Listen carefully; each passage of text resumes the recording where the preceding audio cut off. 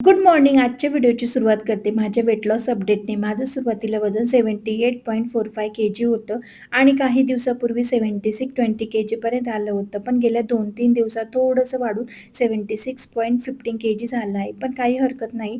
Weight loss जर्नीमध्ये असे चढ-उतार येतच असतात. त्यामुळे मी माझं डाएट आणि रुटीन सुरू ठेवणार आहे 17 केजी होईपर्यंत. आता दिवसाची सुरुवात करते कॉफीने. कॉफी घेतल्यानंतर मी लागले स्वयंपाकाच्या तयारीला.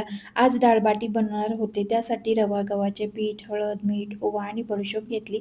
सगळं एकत्र करून पीठ छान मळून घेतलं. त्यानंतर डाळीसाठी कुकर लावला. डाळ-बाटी म्हटलं तर घरात सगळ्यांनाच आवडते. पण वेट लॉस करत आहे म्हणून मी सगळंच बंद केलं नाही. फक्त योग्य प्रमाणात खाण्याचा प्रयत्न करत आहे. त्यानंतर इव्हिनिंगला ग्रोसरी शॉपिंग करण्यासाठी बाहेर पडलो. सामान घेत असताना कानाची मस्ती पण सुरू होती. त्याला दुकानात दिसेल ती प्रत्येक गोष्ट पाहिजे होती. घरी आल्यावर माझं एक पार्सल आलं होतं.